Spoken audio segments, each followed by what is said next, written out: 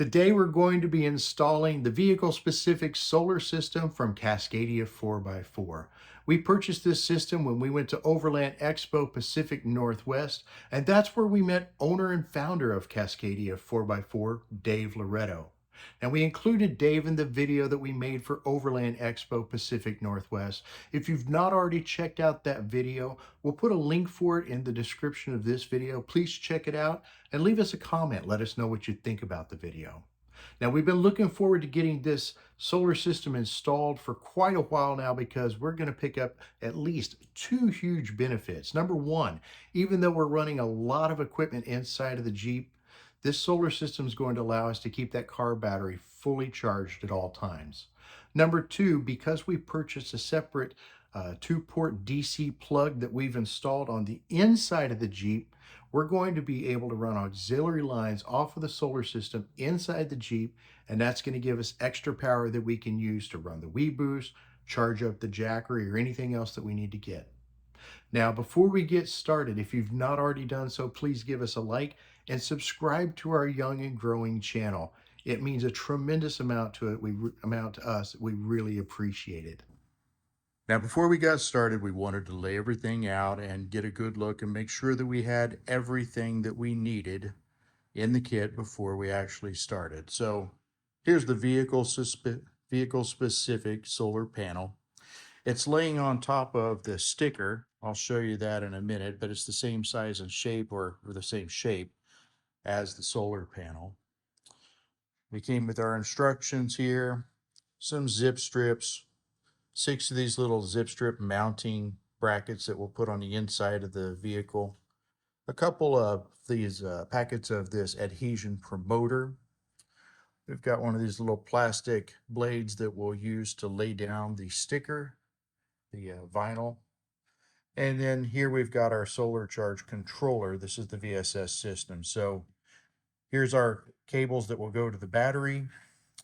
These are auxiliary cables that we'll use to run to add a couple of DC outlets inside the Jeep. And then here's our MC4 connectors. These, of course, are going to connect to the main cord that comes out of the solar panel itself. Now, we had a couple of paper packets here. This one is specific for the 85-watt vehicle-specific solar system for the Jeep JL. I just had a few specifics that were a little bit different than the standard installation and user guide. Now, a couple things that they pointed out on here, and I'll mention these as well. First off, they say that they estimate that this is going to take about 2 hours. Also, you're going to need a couple people to try to get the vinyl base sheet onto the hood of your vehicle. They don't want you to try to do that by yourself. And then finally, you need to be within a certain temperature range. If it's too hot or if it's too cold, or if you're in direct sunlight, that can interfere with the installation process. And you want to make sure that all of this bonds properly so that it adheres to the vehicle and is not going to come off when the winds pick up. All right, so here's the vinyl. I went ahead and pulled it out from under the solar panel. You can see that it's the same shape as the solar panel. It has these holes in here, and that's because on the Jeep JL there are 2 large rubber plastic pieces that pop up in the hood, and that's for if you wanted to lay the windshield down, but it also has the windshield sprayers in there and they come out. So you need these holes. Again, they make these specific to the type of vehicle that you have. Now, it's the same shape, but it's not the same size. This is going to give us 1.5 inches on each side. So the solar panel here is going to stick out 1.5 inches farther than the vinyl, and that's to give us room. We can actually use the adhesive and that adhesion promoter onto the actual metal surface of the vehicle. Let me turn this over so you can see this. Once you flip this over, you can see all of this red. This red is the 3M adhesive, and that's what's actually going to hold it to the vehicle. Now, you'll notice this is just a rubber strip that they've put there to kind of help support the weight of this. But you're going to have this adhesive that goes all along the edges and then all around the inner edges as we move around those windshield wiper sprayers that we were talking about.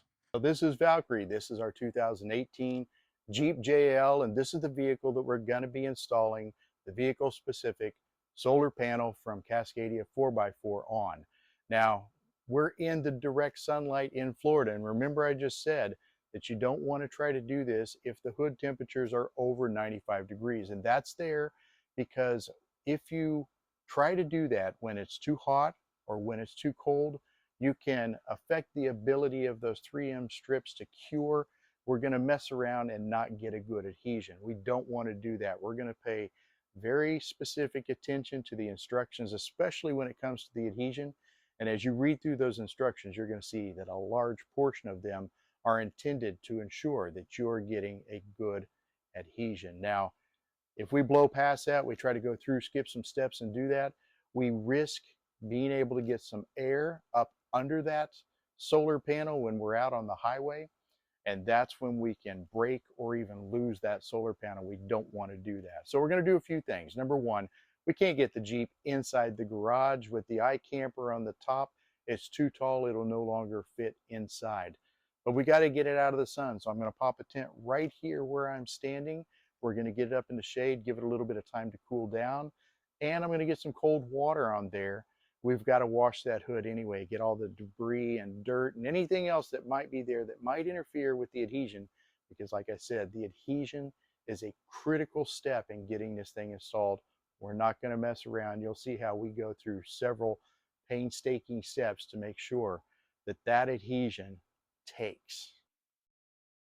All right, so we're ready to start putting on some soapy water. And we're just, with a spray bottle, Tiffany's just gonna spray this and really, really douse it. Lots and lots of soapy water on here. Then we're gonna put that same soapy water onto the vinyl. Then we're gonna put it in place and we'll use more soapy water if we need to. And we're gonna work it to get it in the right position.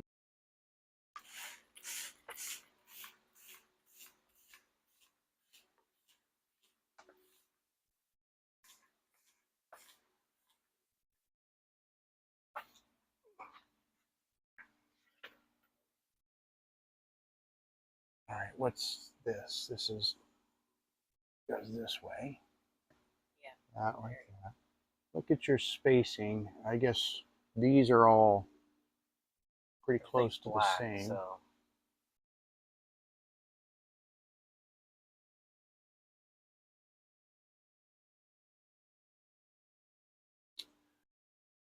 You guys saw that we repositioned that. Once we had it on, we didn't feel like we had enough space in the back.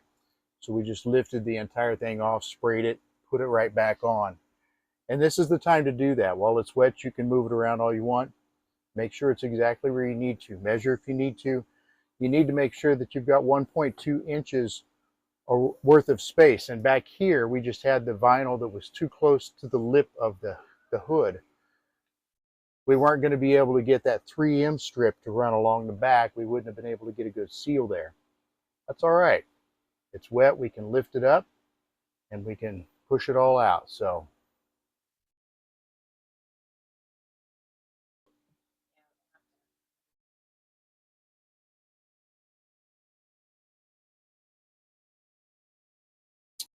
all right, now that we've got the vinyl in place, what you want to do is take a heat gun. You can use a hair dryer if you don't have a heat gun, but take a heat gun, a hair dryer, something that you can use to get some heat on that vinyl. Now, don't get it too hot. You don't want to melt it, but you want to heat it up and use that squeegee to try to work out the remaining air, that water that's underneath it.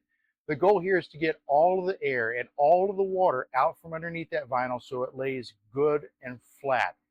All right, I think that's pretty good. Okay, so once you've got this done like this, now what you want to do is bring the water back. I know you just got all the water out from underneath it, but now we're going to get water on top. We're going to wash all this soap off. We're going to get it rinsed off thoroughly, dry it all off as best we can, and then we're going to let this sit for 15 minutes just to ensure that it gets fully dry before we do the next step. All right, so you're going to want to use a blade, or maybe you can get it with your fingernail.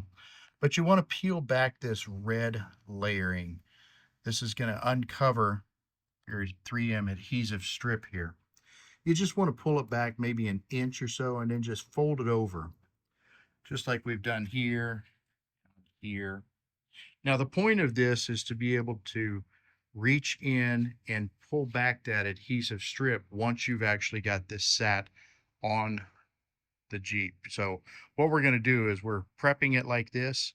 Then we're going to lay this over onto the Jeep. We're not going to press it down. We're just going to kind of gently lay it in position. Then we're going to reach up, grab a hold of these little strips that are sticking out and work our way around and peel all of that off before we press it down. Once we've got everything in position and we've got all the strips taken out, then we can start to press it down and make sure that it's where it needs to be. All right, so we want to use this adhesion promoter, and we're going to take these. They come out as a little sponge, and you want to just use this all along the edges of your vinyl. Remember, about an inch and a half, 2-inch area around the outside of the vinyl is what you're going to need to get prepared. There's two of these packets that come with your solar panel. So you want to use both of those packets. Get as much of that on there as you possibly can. Just lay it on as thick as you can get it to come out.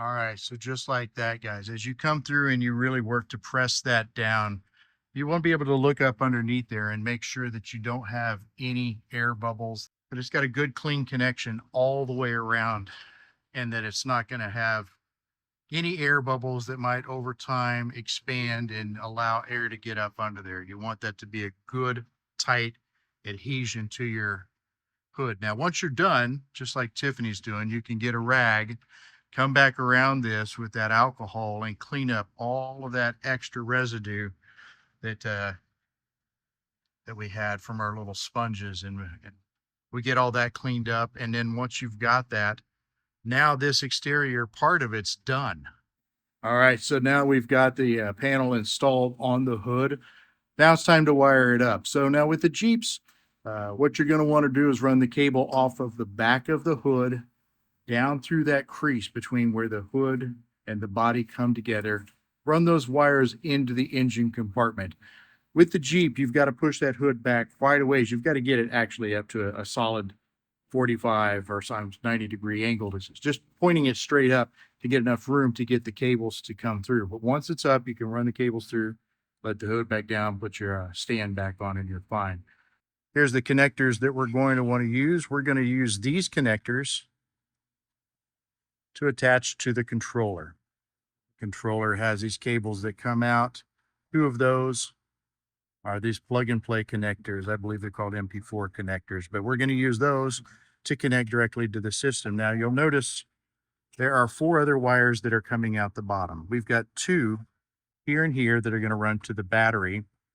We've got these 2 that had come over here for our plug and play connectors. And then you have these other 2 right here. Now these 2 are the cables that we're going to use to run our accessories. Once all of this is in place and we know that it's working, we're going to take these accessory wires and we're going to run these into the interior of the Jeep, and we're going to put in some additional DC ports so that we can use for charging when we're actually out on the road.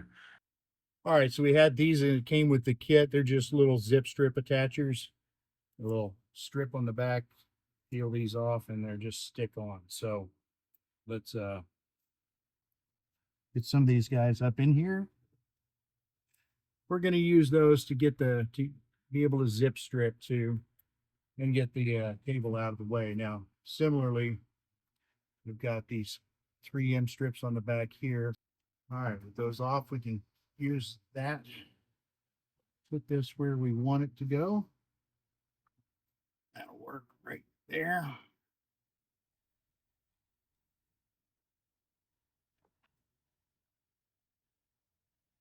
thinking this would be just big enough to go right over it. Yep. You can probably fold up your wire a few times and then use the same twist tie they gave you, tie it back together. Exactly. We'll just zip strip all the excess together. All right. So now that we've got it attached to the battery, I'm going to go ahead and attach these red to red.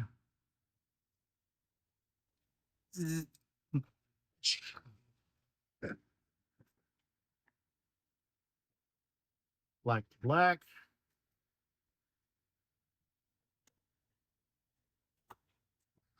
Right behind the driver's seat, I've installed this little 2-port charger system. I've run it off the wires and run it up to the charging system up under the hood.